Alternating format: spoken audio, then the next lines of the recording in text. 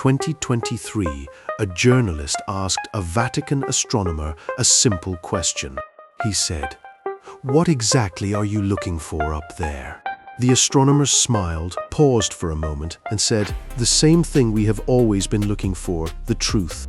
But here's what that journalist didn't ask as a follow-up, and what almost nobody ever asks, is why the most powerful religious institution in human history owns one of the most advanced telescopes on the planet, and why that telescope has been given the name Lucifer. Not a nickname, not a joke, an official, registered scientific name. Approved, published in academic papers, used by Vatican-affiliated researchers in peer-reviewed journals. Lucifer, the name that inside the very tradition this institution represents, belongs to the fallen angel, the adversary, the one cast out of heaven. You'd think someone would have objected. You'd think there would have been a meeting, a memo, a quiet conversation where someone said, maybe we should call it something else. But that conversation, if it happened, changed nothing. The name stayed, and the Vatican kept pointing it at the sky. This video is not about conspiracy theories. I'm not going to tell you the Pope is hiding aliens in the basement, or that priests are secretly worshipping something they publicly condemn. What I'm going to do is something more uncomfortable than that. I'm going to show you the actual history, the documents, the statements, the decisions, and let you sit with what they mean. Because when you look at what the Vatican has been doing with astronomy for the past 800 years, the telescope named Lucifer stops being the strange part. It becomes the logical conclusion of a very long, very deliberate journey. Most people think the relationship between the Catholic Church and science is a story of conflict. Galileo on trial, Copernicus condemned, the Church, on the wrong side of history, dragged reluctantly into modernity. That version is clean, it's easy to teach, and it is, at best, half true. What the history books tend to skip is that the Vatican was doing systematic astronomy before most European universities even existed.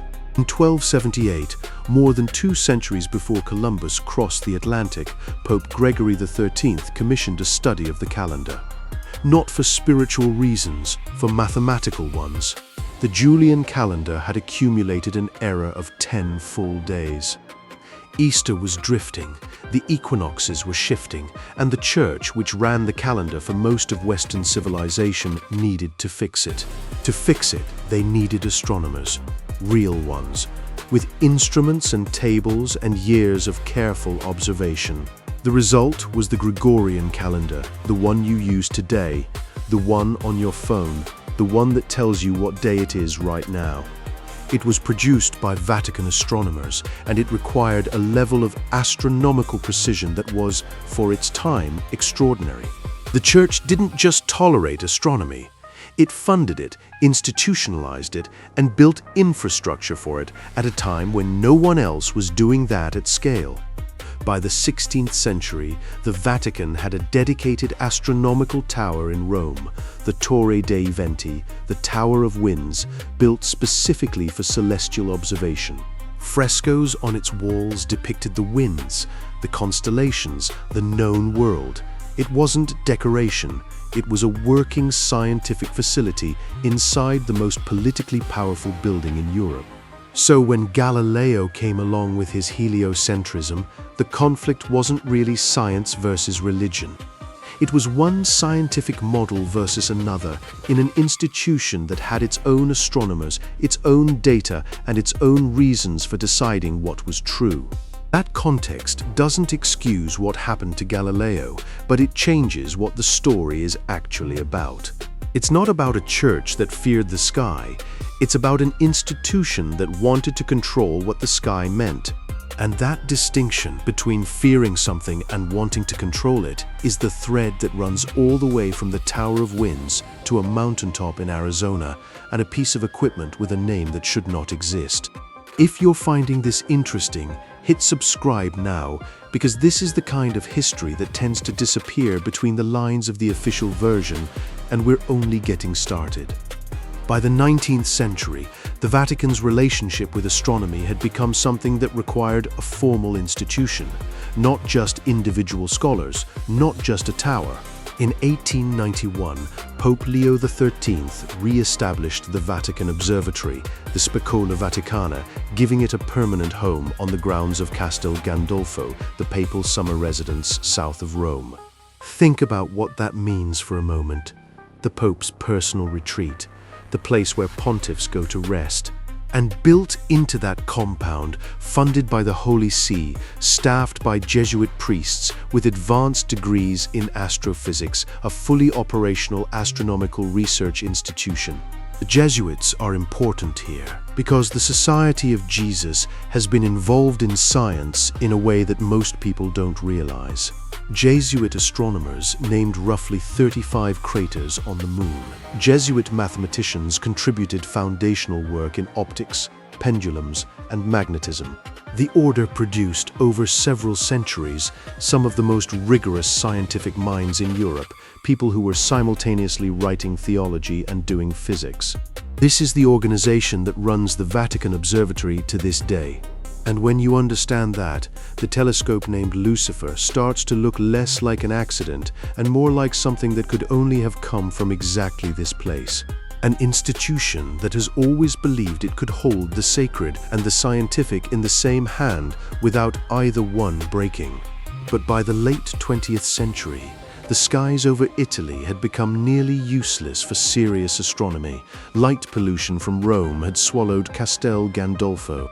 The Vatican needed to go somewhere darker, higher, more remote, and the place they chose would become the center of one of the most unusual controversies in the history of both science and religion.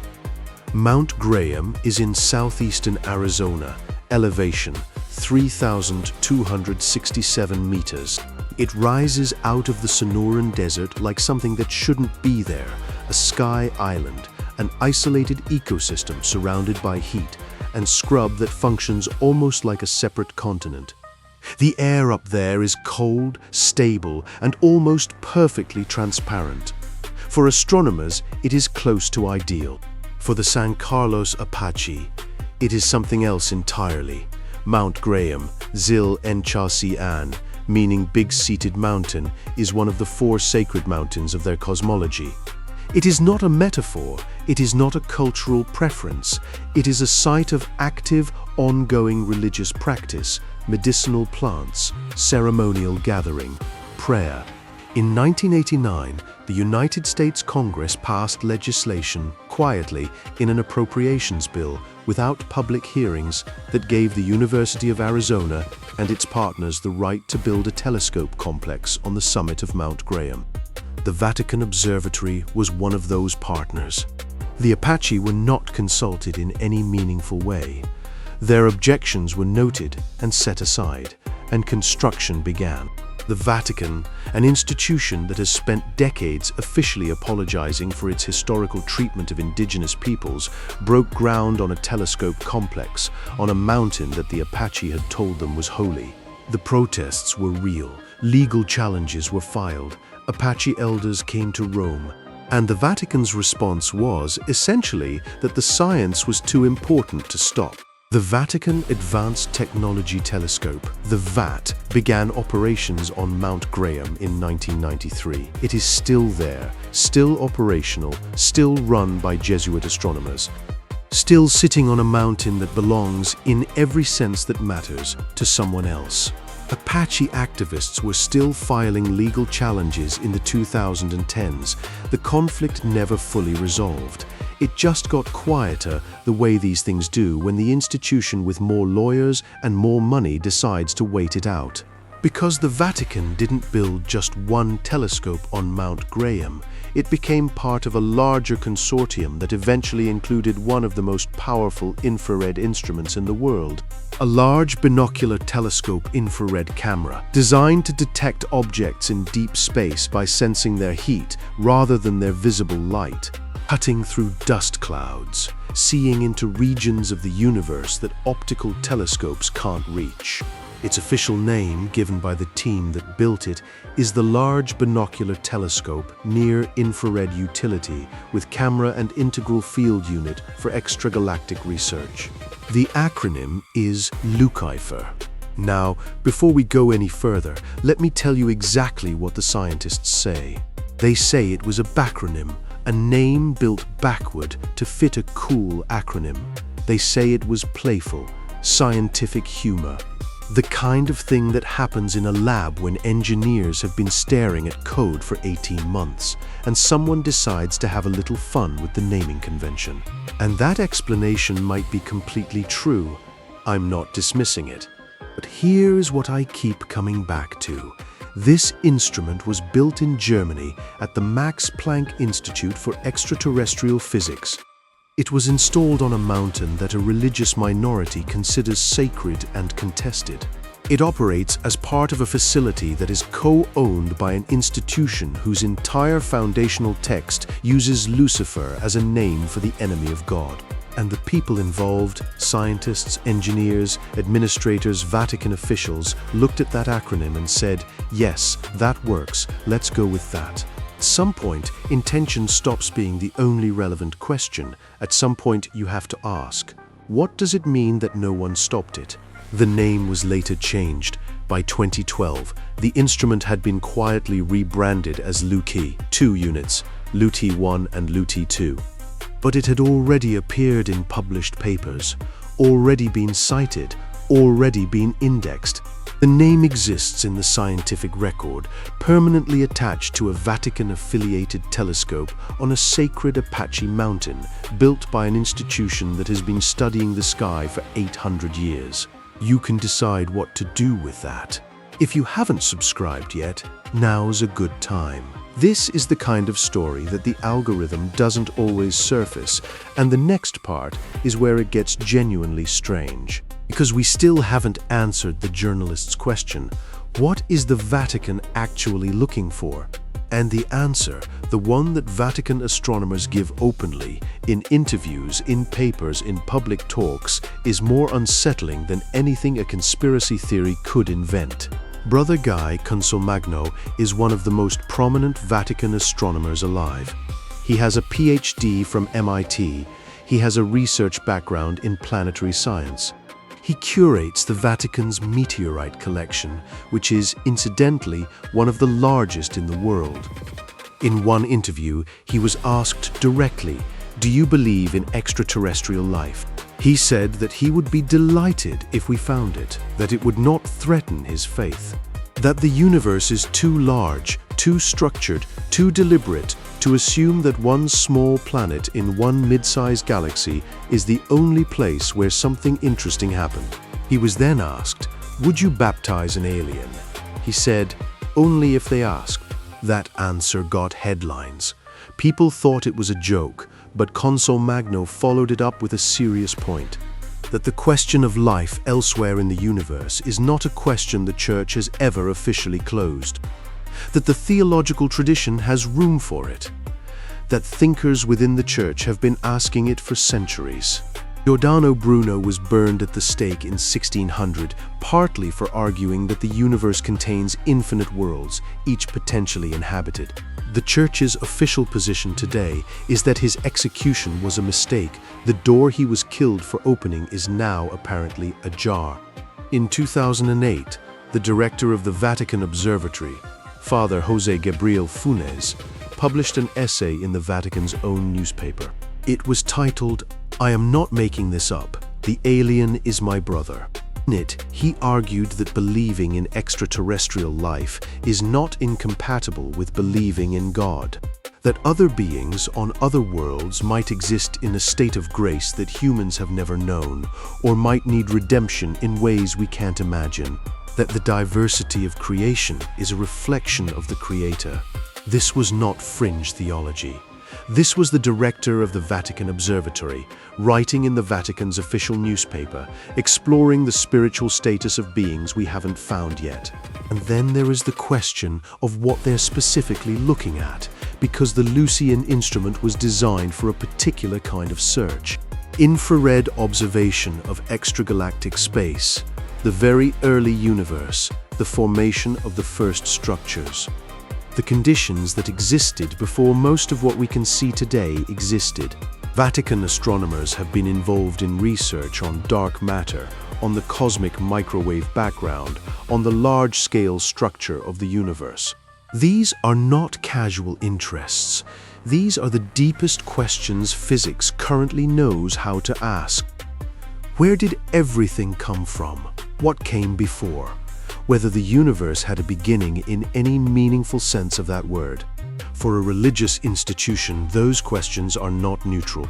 They are, depending on how you answer them, either the most powerful confirmation of faith ever produced or the most dangerous challenge to it. And here is the thing that I find genuinely difficult to let go of. The Vatican has been doing this for 800 years. Through the Inquisition, through Galileo, through Darwin, through the discovery that the Earth is not the center of the solar system, that the solar system is not the center of the galaxy, that the galaxy is one of hundreds of billions. Through every successive demotion of humanity from the center of anything. They kept the telescopes, they kept the astronomers, they kept looking. What does an institution look for across 8 centuries, through every crisis, through every revolution in human understanding, without stopping? The answer they give is God's creation. Evidence of design, the mathematical signature of something intentional in the structure of the universe. And maybe that's exactly what it is. Maybe a Jesuit astrophysicist pointing an infrared camera at the edge of the observable universe is doing exactly what he says, looking for the fingerprints of the divine in the data. But there is another possibility, one that the Vatican's own astronomers have raised in their own words, in their own publications. That they are looking for something that, if found, would require the most significant theological revision in the history of the religion. Something that their foundational texts did not anticipate. Something that would change the answer to every question their institution was built to answer. They don't say this with alarm. They say it with curiosity, with what looks from the outside like the calm of people who have already decided they can absorb whatever the universe shows them. Maybe they can, or maybe the 800 years of preparation is not confidence. Maybe it's something closer to readiness. The kind you develop when you've been expecting something for a very long time. The telescope has a new name now. The mountain is still contested.